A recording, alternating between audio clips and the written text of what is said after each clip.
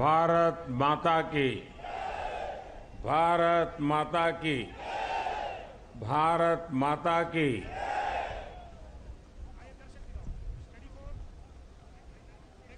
आज प्रातः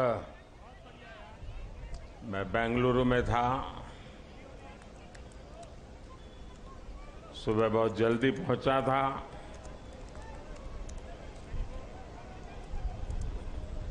और तय किया था कि भारत में जाकर के देश को इतनी बड़ी सिद्धि दिलाने वाले वैज्ञानिकों के दर्शन करूं। और इसलिए मैं सुबह सुबह वहां चला गया। लेकिन वहां जनता जनार्दन ने सुबह से ही, सूर्योदय से भी पहले हाथ में तिरंगा लेकर के चंद्रयान की सफलता का जिस प्रकार का उत्सव मनाया, वो बहुत ही प्रेरित करने वाला था। और अभी कड़ी धूप में सूरज बराबर तप रहा है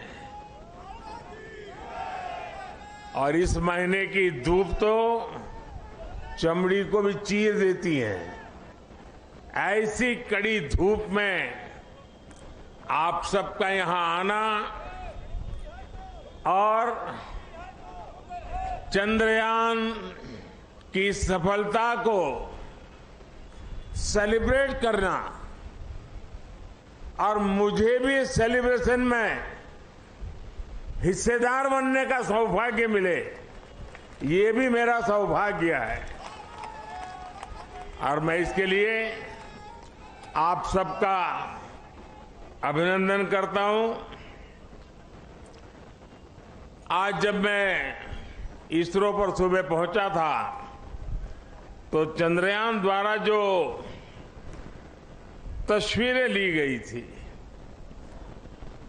उन तस्वीरों को पहली बार रिलीज करने का भी मुझे सौभाग्य मिला।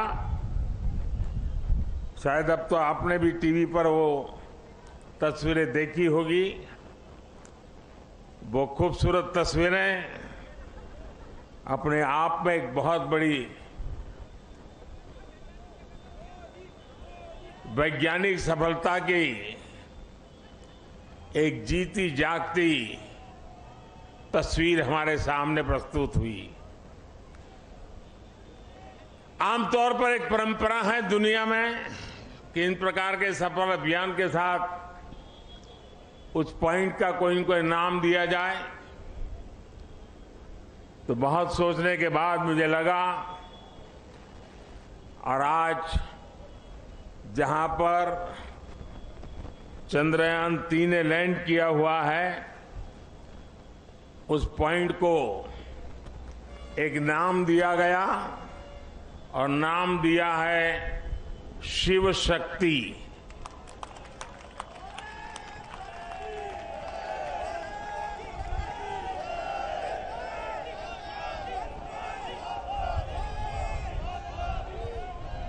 और जब शिव की बात होती है तो शुभम होता है, और शक्ति की बात होती है तो मेरे देश की नारी शक्ति की बात होती है। जब शिव की बात होती है तो हिमालय याद आता है, और शक्ति की बात होती है तो कन्याकुमारी याद आता है।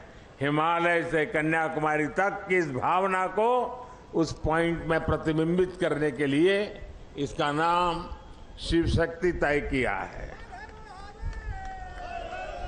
इसके साथ ही 2019 में चंद्रयान 2, उस समय नाम रखने की चर्चा मेरे सामने आई थी, लेकिन मन तैयार नहीं था। भीतर ही भीतर मन ने संकल्प कर लिया था कि पॉइंट 2 को भी नाम तब मिलेगा जब हम सच्चे अर्थ में हमारी यात्रा में सफल होंगे।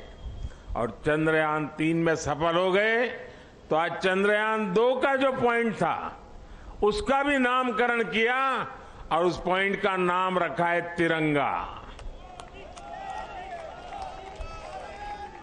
हर संकटों से जूझने का सामर्थ्य तिरंगा देता है। हर सपने को साकार करने की प्रेरणा तिरंगे देता है। और इसलिए 2 में विफलता मिली, 3 में सफलता मिली, तो प्रेरणा बन गई तिरंगा।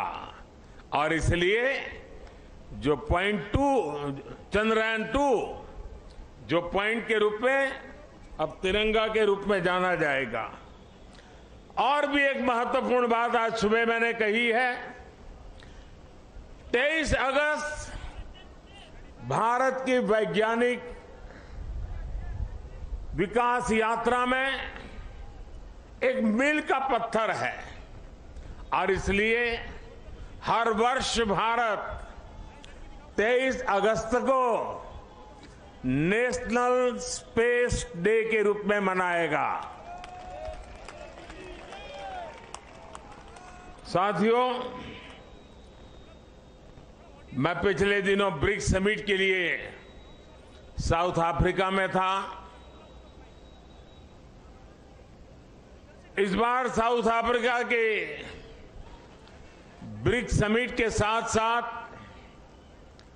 पूरे अफ्रीका को भी वहां निमंत्रित किया गया था। और ब्रिक्स समिट में मैंने देखा शायद ही दुनिया का कोई व्यक्ति हो जिसने चंद्रयान की बात न की हो, बधाई न दी हो। और जो बधाइयां मुझे वहां मिली है वो आते ही मैंने सब वैज्ञानिकों के सामने उनको सुपुर्द कर दी है और आप सबको भी सुपुर्द कर रहा हूं कि पूरे विश्व ने बधाइयां भेजी है। साथियों, हर कोई ये जानने का प्रयास करता था चंद्रयान की यात्रा के संबंध में, ये कालजयी उपलब्धि के संबंध में और नया भारत, नए सपने, नए संकल्प और नई सिद्धि एक के बाद एक दुनिया के अंदर एक नया प्रभाव अपना भारत के तिरंगे का सामर्थ्य अपने सफलताओं के आधार पर, अचीवमेंट्स के आधार पर आज दुनिया अनुभव भी कर रही है, स्वीकार भी कर रही है और सम्मान भी दे रही है। साथियों, ब्रिक्स समिट के बाद मेरा ग्रीस जाना हुआ। 40 साल बीत गए, भारत के किसी प्रधानमंत्री ने ग्रीस की यात्रा नहीं की थी। मेरा सौभाग्य है कि बहुत सारे काम जो छूट जाते हैं मुझे ही करने होते हैं।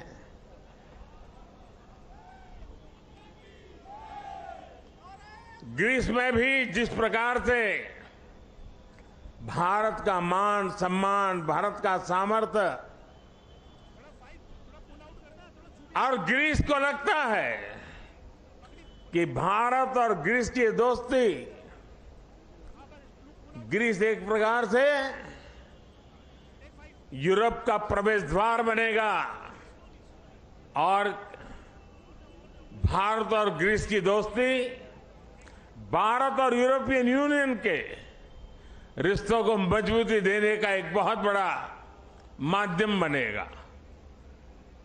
साथियों, आने वाले दिनों में कुछ दायित्व हमारे भी हैं। वैज्ञानिकों ने हमारा काम किया है, सैटेलाइट हो, चंद्रयान की यात्रा हो, सामान्य मानवीय के जीवन पे इसका बहुत बड़ा प्रभाव होता है। और इसलिए इस बार मेरे देश की युवा शक्ति को विज्ञान के प्रति रुचि बढ़े, टेक्नोलॉजी के प्रति रुचि बढ़े। हमें इस बात को आगे ले जाना है।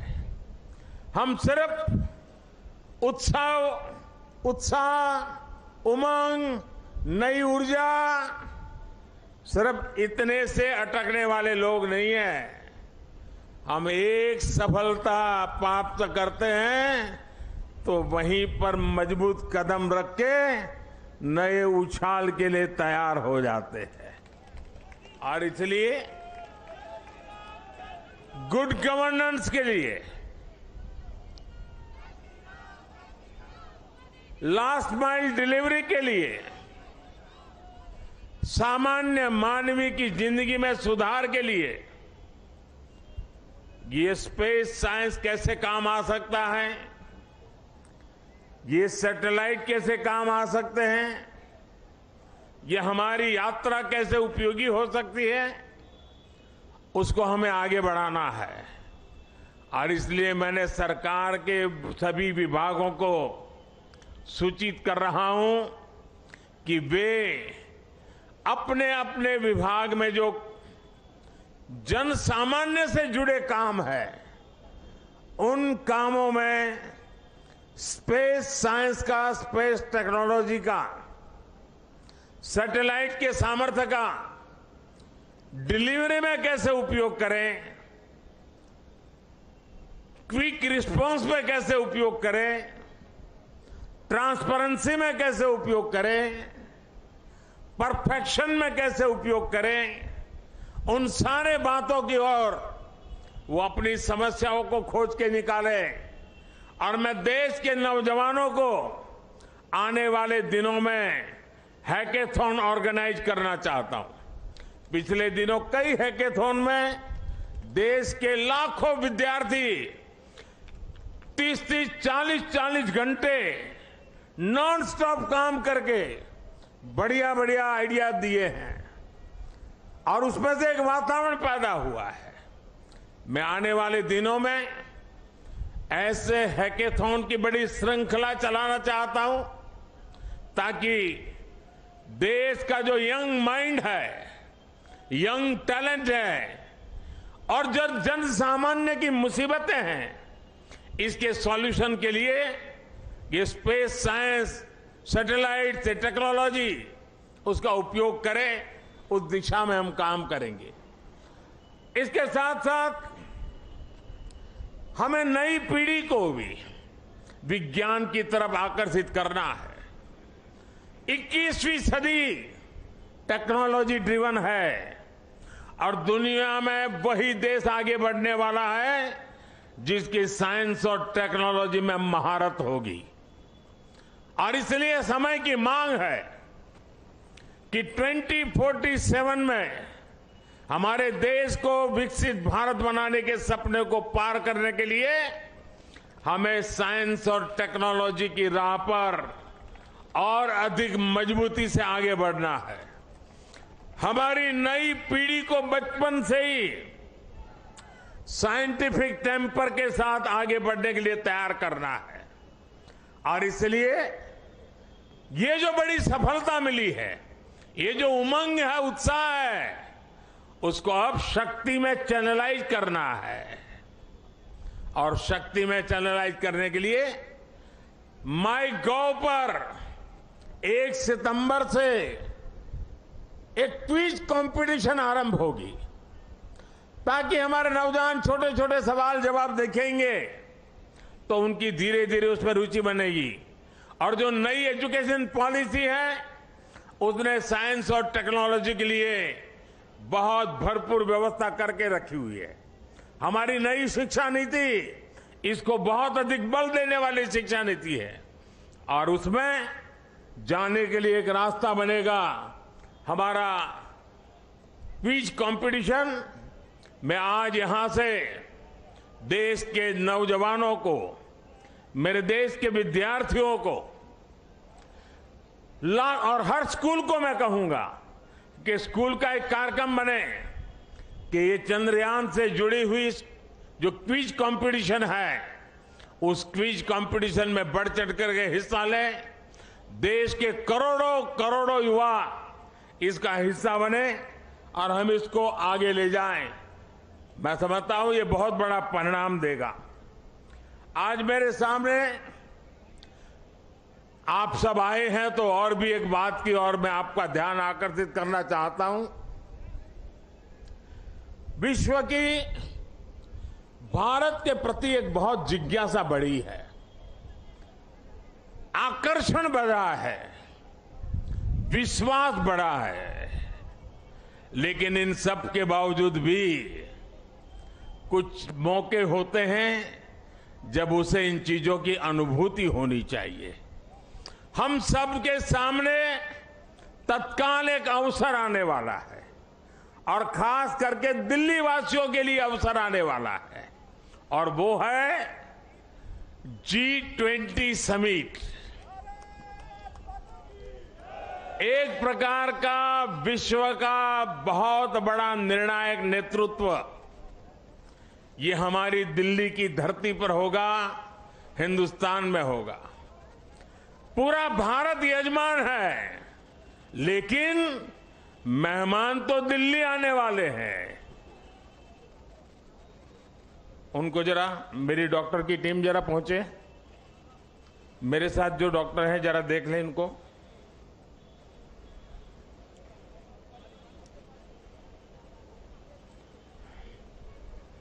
उनको हाथ पकड़ के ले जाइए, बिठा दीजिए कहीं और जूते वगैरह खोल दीजिए।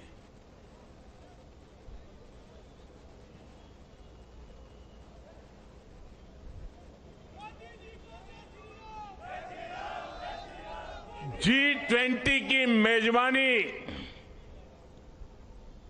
पूरा देश मेजबान है, लेकिन ज्यादा से ज्यादा जिम्मेवारी मेरे दिल्ली के भाइयों बहनों की है, मेरे दिल्ली के नागरिकों की है। और इसलिए देश की साख पर रत्ती भर भी आंच न आए, ये हमारे दिल्ली को करके दिखाना है। देश की आन बान शान का झंडा ऊंचा करने का सौभाग्य, अतिथि देवो भव के हमारे संस्कार है। हमारी तरफ से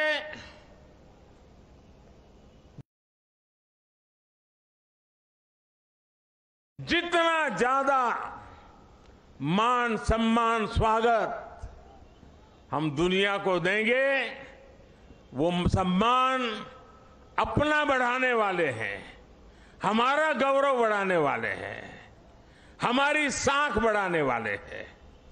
और इसलिए सितंबर में 5 तारीख से लेकर के 15 तारीख तक बहुत सारी गतिविधियां यहां रहेगी। मैं दिल्ली वासियों से आने वाले दिनों में जो असुविधा होने वाली है उसकी क्षमा याचना आज ही कर लेता हूं, और मैं उनसे आग्रह करता हूं, ये मेहमान हम सबके हैं। हमें थोड़ी तकलीफ होगी, थोड़ी असुविधा होगी, ट्रैफिक की सारी व्यवस्थाएं बदल जाएगी, बहुत जगह पे हमें जाने से रोका जाएगा, लेकिन कुछ चीजें आवश्यक होती है। और हम तो जानते हैं, परिवार में अगर शादी भी होती है ना, तो घर के हर लोग कहते हैं अगर नाखून काटते समय थोड़ा सा अगर खून निकल गया हो तो भी लोग, अरे भाई संभालो, घर में अवसर है, कुछ चोट नहीं लगनी चाहिए, कुछ बुरा नहीं होना चाहिए। तो ये अपना बड़ा अवसर है। एक परिवार के नाते ये सारे मेहमान हमारे हैं। हम सब के प्रयासों से ये हमारा G20 समिट शानदार हो, रंग बिरंगा हो, हमारा पूरा दिल्ली रंग राग से भरा हुआ हो। ये काम दिल्ली के मेरे नागरिक भाई बहन करके दिखाएंगे, ये मेरा पूरा विश्वास है। मेरे प्यारे भाइयों बहनों, मेरे परिवारजनों, कुछ ही दिन के बाद रक्षाबंधन का पर्व आ रहा है। बहन भाई को राखी बांधती है, और हम तो कहते आए हैं चांदा मामा, बचपन से ही पढ़ाया जाता है चांदा मामा। हमें बचपन से सिखाया जाता है धरती माँ। धरती माँ है, चांदा मामा है, मतलब कि हमारी धरती माँ चांदा मामा की बहन है। और इस राखी का त्योहार ये धरती माँ ये ल्यूनर को राखी के रूप में भेज करके चंदा मामा के साथ राखी का त्योहार मनाने जा रही है। और इसलिए हम भी ऐसा राखी का शानदार त्योहार मनाएं, ऐसा भाईचारा का, ऐसा बंधुत्व का, ऐसा प्यार का वातावरण बनाएं कि G20 समिट में भी चारों तरफ ये बंधुत्व, ये भाईचारा, ये प्यार, ये हमारी संस्कृति, हमारी परंपरा का दुनिया को परिचय कराएं।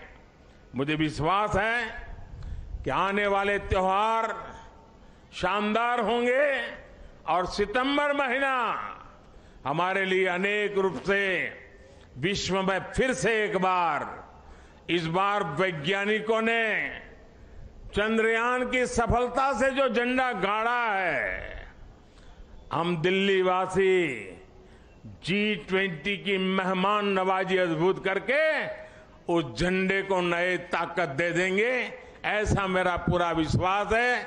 मेरी आप सबको इस इतनी धूप में यहां आकर के इस हमारे वैज्ञानिकों के महोत्सव को सामूहिक रूप से मनाने के लिए, तिरंगे को लहराने के लिए बहुत बहुत बधाई देता हूं, बहुत बहुत शुभकामनाएं देता हूं। मेरे साथ बोलिए भारत माता की, भारत माता की, भारत माता की। बहुत बहुत धन्यवाद।